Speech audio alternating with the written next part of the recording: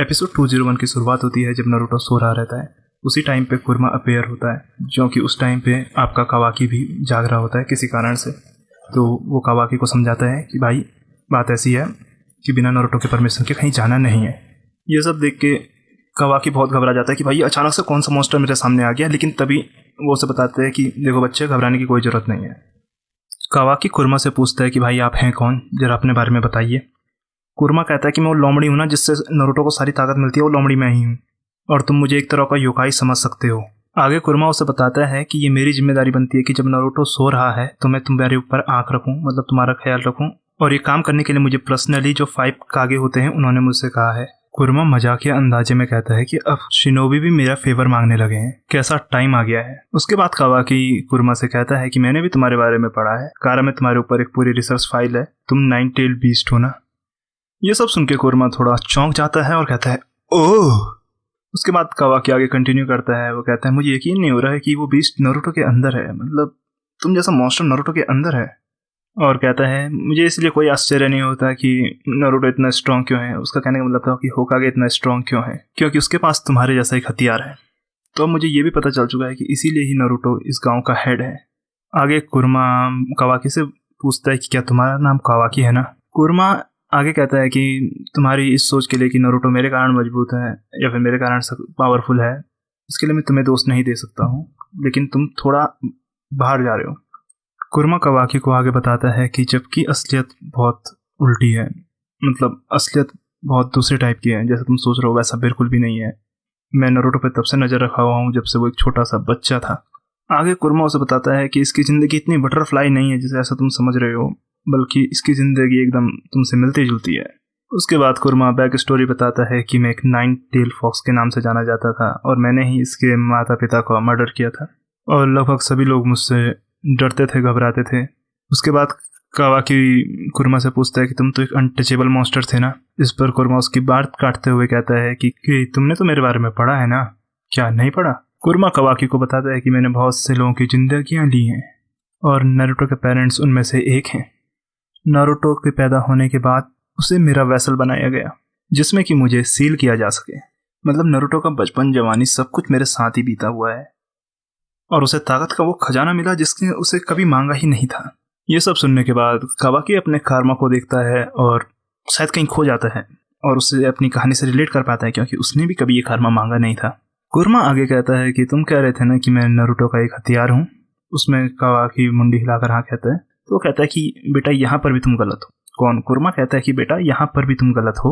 वो कहता है बेटा मैं वो कड़ी हूँ ना जिसने नारुतो की जिंदगी लगभग झंडी कर दी थी, क्योंकि सीलिंग जुत्सु के बदले नारुतो के माँ बाप को अपनी जान गंवानी पड़ी, क्योंकि जब उन्होंने मुझे नारुतो के अंदर कैद किया तो उसमें उनकी जान चली गई थी। और यहाँ तक कि मैंने भी उस सील को कई बार तोड़ने की कोशिश की, क्योंकि जब नारुतो गुस्से में आता था तो उस टाइम पर सील काफ़ी कमज़ोर हो जाती थी और मैं हर बार वहाँ से भागने की कोशिश करता था। और जब कभी भी नारुतो गुस्से में होता था तो उसे बहुत सारी ताकत तो मिलती थी, पावर उसे बहुत सारी मिलती थी, लेकिन उसी के कारण वो अपने आसपास के लोगों को भी हर्ट्स कर देता, जो उसमें उसकी फ्रेंड्स इंक्लूडेड हैं। और हर बार जब भी वो रेज में रहता तो किसी ना किसी अपने को जरूर चोट पहुंचाता था और ये उसके मतलब इमोशन टोल के लिए जैसा था। मतलब यदि उसे ताकत चाहिए तो वो किसी अपने को जरूर हर्ट करता था।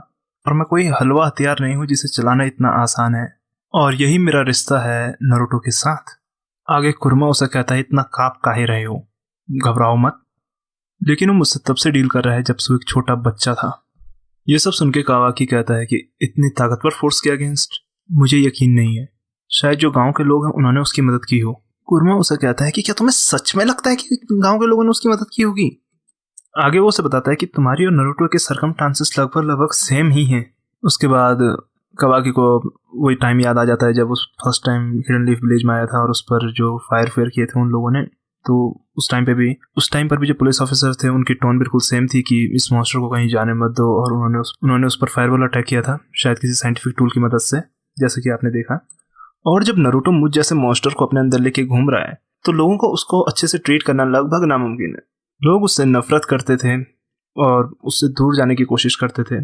कोई भी उसके साथ खेलता नहीं था, उसकी जिंदगी ज्यादातर अकेले ही बीती है। कुरमा उसे बताता है कि वो झूले के एक किनारे पर बैठ करके लोगों को खेलते हुए देखता था, उन बच्चों को खेलते हुए देखता था, और वहां पर इसलिए नहीं था कि उसे झूले पसंद थे। तुम समझ रहे हो ना मैं क्या कह रहा हूँ। कुर्मा उसे बताता है कि एक ऐसा लौंडा जिसका सारा जीवन अकेलेपन से गुजरा हो, मतलब कितना आयरॉनिकली है कि उसकी स्पेशलिटी ही शैडो जुत्सु है। उसके बाद कवाकी को वो बात याद आ जाती है कि शैडो जुत्सु के बारे में जब वो बात कर रहा था नारुतो से कि ये कितना औसम जुत्सु है कि तुम इससे अपनी सारी फ्रस्ट्रेशन निकाल सकते हो, तुम इससे लड़ सकते हो और लड़ करके अपनी सारी फ्रस्ट्रेशन निकाल सकते हो। तो नारुतो उसे उस टाइम पे समझाता है कि ये ऐसे काम नहीं करता मेरे भाई, मैं इसे पहले आजमा चुका हूँ और इसने बिल्कुल भी मेरी मदद नहीं की। स्टोरी फिर से वापस आती है और कवाकी कुर्मा की तरफ देख ही रहा रहता है कि कुर्मा उसे बताता है कि मतलब लास्ट कोई जुत्सु आपको मदद नहीं करता है जो आपके या फिर नारुतो के, जिसने नारुतो के दिल के घाव को भरा होगा। और उसके बाद कवाकी इधर उधर देखता है और नारुतो की जो फैमिली फोटो रहती है उसे पकड़ कर अपने हाथों में लेता है और उसको फ्लैशबैक आता है जिसमें नारुतो से बताता है कि जिंदगी केवल दोस्ती से ही बेहतर बनाई जा सकती है। इतने में कुर्मा उसे पीछे से कहता है कि मैंने नारुतो के घाव को भरते हुए देखा है और मैं ही इसका एक जीता जागता सबूत भी हूँ। कुर्मा उसे बताता है कि तुम्हें पता है कि नारुतो सबसे ज्यादा स्ट्रॉन्गेस्ट कब होता है? तो कवाकी कहता है मुझे क्या पता। तो कुर्मा उसे जवाब देता है कि नारुतो सबसे ज्यादा स्ट्रॉन्गेस्ट तब होता है जब वो अपनी फैमिली के लिए लड़ता है, अपने दोस्तों के लिए लड़ता है।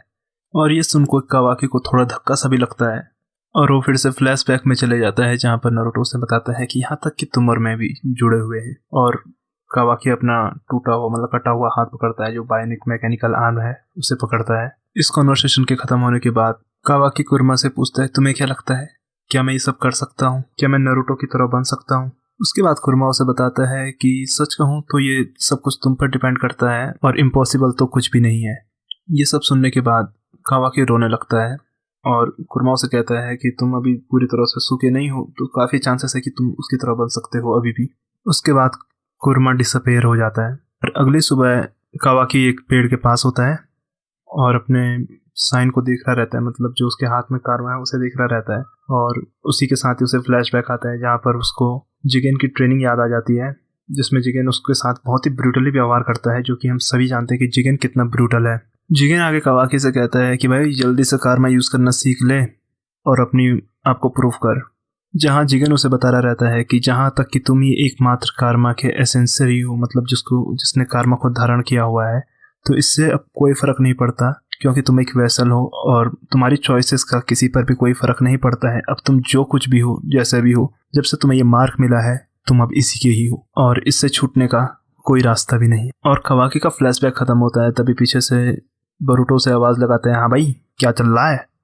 तो कहता है कुछ नहीं, बस मैं इस पेड़ पर चढ़ने की कोशिश कर रहा हूँ। तो नारुतो से कहता है कि हाँ अपने सारे चक्रों को अपने पाँव की ओर कंसंट्रेट करो, इससे होगा ये कि तुम चलने लगोगे, लेकिन ये इतना आसान भी नहीं है। अगले सीन में हम देखते हैं कि वो चलने लगता है उस पेड़ के ऊपर, मतलब जैसे निंजा चलते हैं उसी तरह से। तो नारुतो से कहता है कि हाँ ये तरीका है, इसी से तुम चलने लग रहे हो और ये तुम काफ़ी जल्दी सीख गए हो। नारुतो से ऐसा प्रेस करता है और उसका हौसला बढ़ाता है।